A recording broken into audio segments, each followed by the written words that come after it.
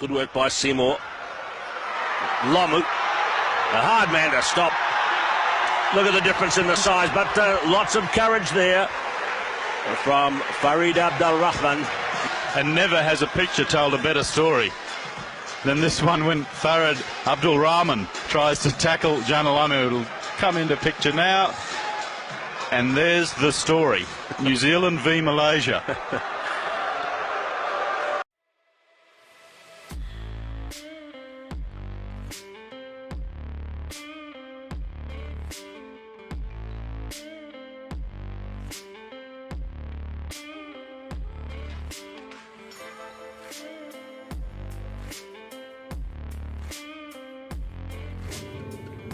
Assalamualaikum warahmatullahi wabarakatuh.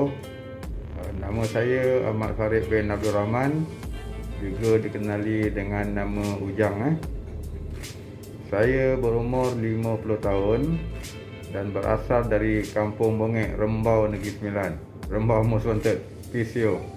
So, siapa yang tahu di mana terletaknya Kampung Bongek tu, boleh Google dalam website . So, terlebih dahulu saya mengucapkan ribuan terima kasih kepada Rugby Online kerana menjemput saya dalam program Up Close and Personal ni. So, seperti mana yang kita tahu, dunia sekarang mengalami wabak pandemik COVID-19. So, saya berpesan kepada diri saya dan sahabat-sahabat semua sentiasa mematuhi SOP yang telah ditetapkan. So, kita nak selalu pakai hand sanitizer, kita amalkan penjarakan sosial, dan yang paling penting, bila berada di luar sana, kita selalulah pakai mask. So, selain kita jaga diri kita akan jaga orang-orang di sekeliling kita. Kita jaga kita dan kita jaga semua.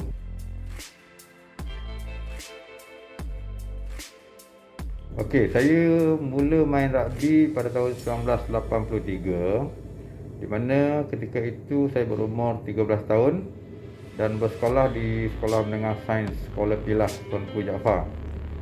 So, di sekolah tu, rugby merupakan culture lah. So, by hook or by crook, you kena main lah game tu. Kan? So, ada sukan lain seperti bola sepak, sepak takraw, hoki dan lain-lain. Tapi saya more into rugby lah.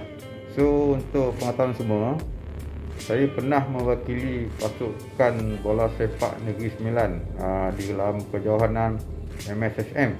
Dan ketika itu saya jadi striker tau. Tapi seperti yang saya cakap tadi, jiwa saya lebih kepada rugby lah.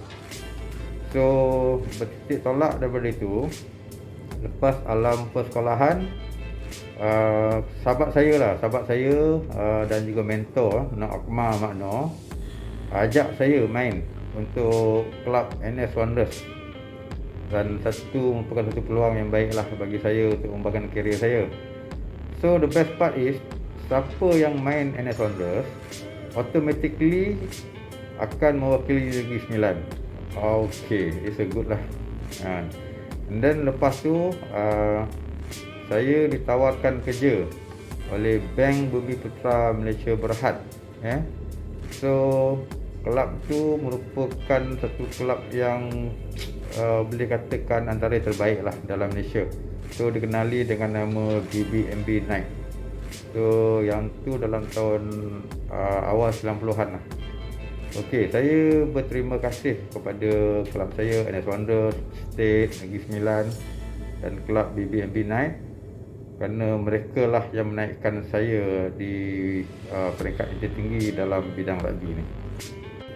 Bagi pengalaman mewakili negara pula, pengalaman saya untuk mewakili negara pada ketika itu adalah merupakan perjalanan yang agak sukar lah. Kenapa saya berkata begitu? Pada ketika itu, pada siapa yang ingin mewakili negara, perlulah melalui beberapa fasa atau long term player development, barulah mereka diserapkan kepada pasukan senior. Maksud saya tu, seseorang tu perlu main dalam MSSM untuk negeri mereka, bermain untuk state, dan juga bermain untuk pasukan bawah 23 kebangsaan, dan sekiranya excellent barulah diserapkan kepada pasukan senior kebangsaan. Okey, saya mula wakili negara pada tahun 1992. Itu pun telah 3 kali saya gagal dalam pemilihan skuad kebangsaan bawah 23 tahun pada tahun 89, 90 dan 91.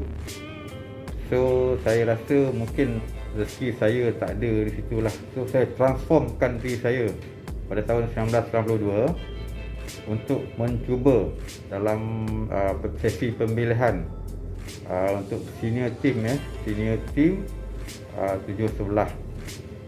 So alhamdulillah akhirnya saya berjaya, dan dari situlah saya tidak menoleh ke belakang lagi, dan seterusnya saya terus berjanji pada diri saya akan terus mewakili negara sampai khidmat saya diperlukan.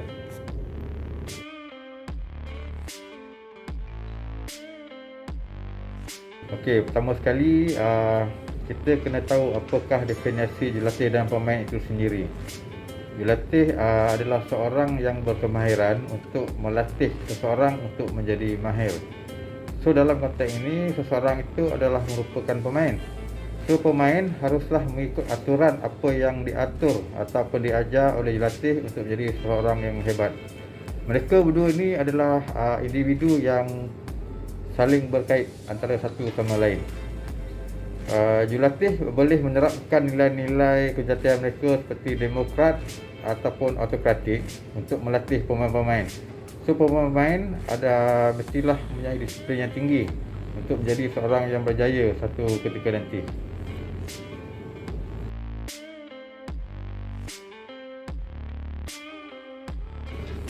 Polisi ketinggian pemain 175. Ini soalan cepu emas ni. So bagi pendapat saya, polisi ketinggian bagi seorang pemain untuk melebihi 175 atau sama, dia ada pro and con lah. So sekarang tidak dinafikan permainan rugby merupakan ataupun kita memerlukan fizikal yang mantul lah, bak kata budak sekarang mantap betul. So kita cuba ke arah itu, kerana di mana rata-rata pemain dari Asia, terutamanya Jepun, mereka mempunyai pemain yang bertubuh sasa dan tinggi seperti yang dimaksudkan lah. So bagi saya permainan 15 ni perlu sebenarnya berbanding dengan permainan 7-11. So bagi permainan 7-11, saya boleh bagikan rasio 70-30. 70 tu 175 dan 30% tu mungkin bawah pada tu kan. So soalan ni bagi saya berbentuk subjektif lah kan, dan kita perlu perdebatkan di dalam forum akan datang.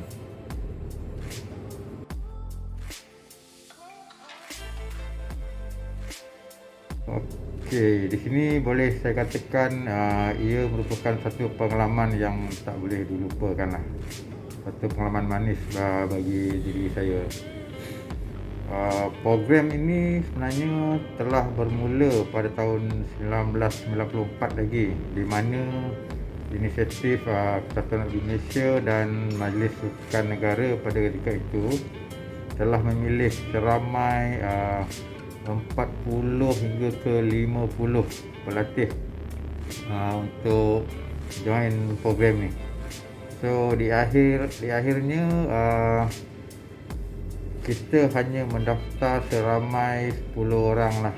So you bayangkan daripada tahun 94 kita dah ada dalam pool of player 50, dan tahun 98 kita nak select hanya 10 orang lah. So satu persaingan yang sangat mencabar lah kepada kami sebagai pelatih-pelatih Sukan Commonwealth 98.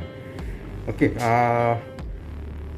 program ini di mana Kesatuan Rugby Malaysia dan MSN telah mensasarkan kepada kita untuk mencapai tempat ke-12 nanti di Sukan Commonwealth 98. So pelbagai program yang dirangka oleh Majlis Sukan Negara dan Persatuan Rugby Malaysia, termasuklah perlawanan persahabatan dan perlawanan pendedahan di luar negara, di aspek pemakanan, latihan selain fizikal, mental training, dan banyak lagi aspek-aspek sains sukan yang telah diterapkan pada kami ketika itu. Pelbagai pahit manis yang telah dilalui selama 4 tahun, dan alhamdulillah syukur akhirnya saya terpilih antara yang 10 orang tu lah.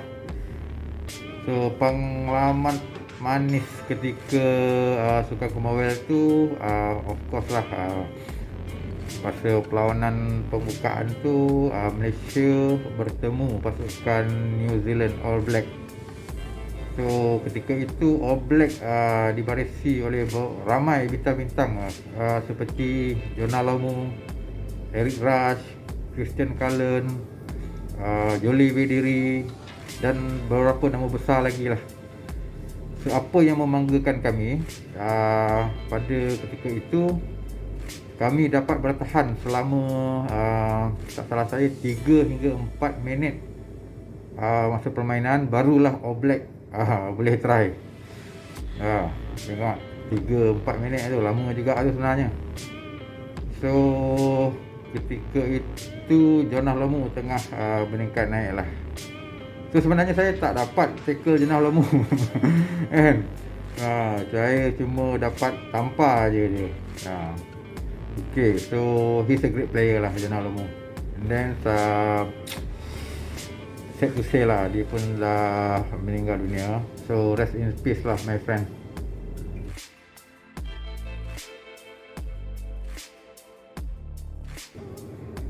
Okay, perbezaan rugby dulu dan sekarang. Bagi pendapat saya, sangat banyak lah perbezaan antara rugby dulu dan sekarang. Tapi saya ingin menarik satu isu yang sangat baik dan menarik juga, yang dititik beratkan sekarang adalah isu keselamatan atau safety of the player lah kan. Maknanya sekarang ni World Rugby telah menitik beratkan dan improvise law dari masa ke semasa dalam isu safety ni. So yang tu bagi saya sangat penting lah, kerana itu dapat meyakinkan ibu bapa akan membenarkan anak-anak mereka untuk terus bermain rugby. Boleh dikatakan dulu permainan rugby ni agak dan sangat berbahaya jugalah kan. Contohnya dulu kita ambil contoh paling senang lah, scrum. Bila scrum dulu, siapa kuat kepala hentak, dia menang. So bila belaga scrum tu, kalau bola keluar, dan make sure backline jangan fumble. Kalau fumble, confirm kena maki dengan forward lepas tu, sebab dia nak masuk scrum balik kan. So alhamdulillah sekarang ni banyak rugby lah menitik beratkan kepada doktor, medical dan fizio kan, yang bertauliah lah, yang ditauliahkan daripada rugby. So yang ni sedikit sebanyak akan kita boleh prevent kitanya injury, how to manage the kecederaan maksud saya tu. So pernah satu ketika tu saya tengok zaman dulu lah kan, dia lah doktor, dia lah fizio, dia lah caretaker, semua dia lah. So at one time tu pernah terjadi dalam satu game tu, dia berlari tengah padang, player injured, bawa medical kit, serabu Panadol lupa dalam tu, bukan ada apa pun sebenarnya. Itulah sedikit perbezaan rugby dulu dan sekarang. Harapan bagi tahun 2021. Okey, harapan saya ialah saya berharap pandemik COVID-19 ni akan berakhir dengan segera, dan saya sebagai Director of Get into Rugby Malaysia dan juga World Rugby Educator akan dapat menyambung kembali saya punya program-program Get into Rugby dan kursus-kursus kejuratian yang telah tertangguh akibat wabak ini. So be safe semua.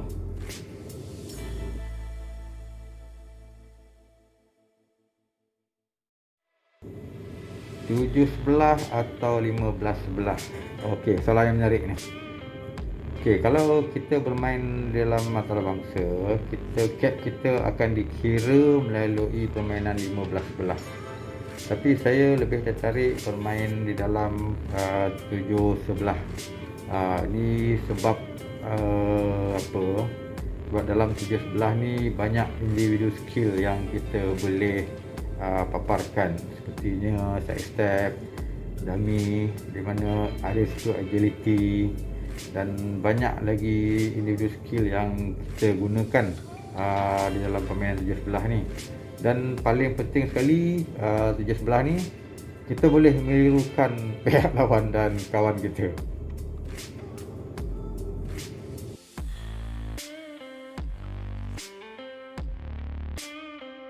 Okey, saya membesar di dalam kelompok 7-11 bermakna kebanyakan tournament yang saya sertai adalah berkisarkan 7 pasukan lah. So, antara kejohanan yang saya sertai yang paling banyak sekali adalah Hong Kong 7. Saya mewakili negara dalam kejohanan Hong Kong 7 sebanyak 8 kali lah. Boleh dikatakan saya pemain kebangsaan yang paling banyak mewakili negara dalam kejohanan tu. So correct me if I'm wrong, okay? Di samping itu saya pernah bermain dalam World Cup Qualifying 7 di Sicily, Itali, Japan 7, Taiwan 7, Fiji saya pernah pergi, Fiji 7 3-4 kali. So paling banyak sepanjang karier saya sewaktu mewakili negeri dan kebangsaan dah tournament hanya 7. So itu pengalaman manis juga tu sebenarnya di hanya 7 tu. So okey, yang paling prestis sekali adalah di dua kejohanan 7 di Sukan Commonwealth 98 di Kuala Lumpur dan juga 2002 di Manchester. Selain itu saya juga main di Sukan Asia satu kali di Busan, Korea. Annyeonghaseyo.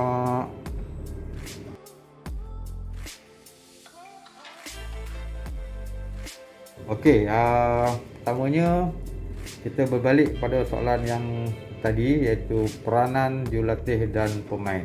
Kita kena hayati apa peranan untuk pemain tu. So yang keduanya, adik-adik kena perlukan terap ada 5 core value. So 5 core value ni ialah nilai-nilai murni rugby yang kita kena pegang dalam hidup kita. Ini bukan nilai-nilai murni ni bukan saya yang buat. Ini nilai-nilai murni 5 core value ni adalah daripada World Rugby. So yang pertamanya, adik kena terapkan disiplin diri. So respect ni hormat sesama sendiri, hormat kepada jurulatih, hormat kepada orang luar, hormat kepada referee dan sebagainya. So kita kena ada, yang ketiganya ada integriti diri kita sendiri. Dan yang keempat, kita ada passion dalam hidup kita untuk bermain rugby. Dan yang akhir sekali, kita ada solidarity antara sesama kita. So saya ulangi balik, kita ada disiplin, kita ada respect, kita ada integrity, passion dan solidarity. So kepada current player yang akan mengakhiri karier anda selepas bermain rugby, so jadikan hidup anda ini satu perjalanan atau long term player development. So di mana anda nak berhenti? Contohnya sebagai jurulatih, sebagai pengadil, fizio dan berbakti kepada komiti rugby dan sebagainya. So proses ini kita namakan reinvestment. So apa yang kita main dari dulu, dari kecil sampai besar dan habis kita main, dan kita berbakti kembali kepada masyarakat. Okey, akhir sekali saya ucapkan ribuan terima kasih sekali lagi kepada Rugby Online kerana mengundang saya dalam rancangan Up Close and Personal ni, dan saya ucapkan di online selamat maju jaya. Terima kasih.